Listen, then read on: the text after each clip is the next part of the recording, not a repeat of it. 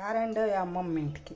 ఈరోజు దోసకాయ పప్పు ఎలా తయారు చేయాలో మీకు చూపిస్తాను. కందిపప్పు కడిగి పెట్టుకోవాలి.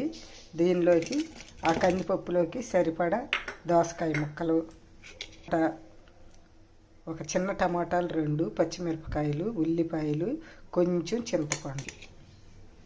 ఇప్పుడు ఇవన్నీ కలిపేసి దీనిలోకి వేసేసి చింతపండు ముందే వేయకూడదు, అందుకని చింతపండు తగిలితే ఉడకదు పప్పు. ఇప్పుడు చూడండి, కారము, పసుపు వేసి దీనిపైన ఈ చింతపండు పెట్టేసి మూత పెట్టి కుక్కర్లో పెట్టి ఉడికిద్దాం. అన్నంతో పాటు పెట్టేసుకోవచ్చు. ఇందులో సరిపడా ఉప్పేసి బాగా మెదిపేస్తాము. తాలింపు కోసం ఆయిల్ పెట్టుకున్నాము.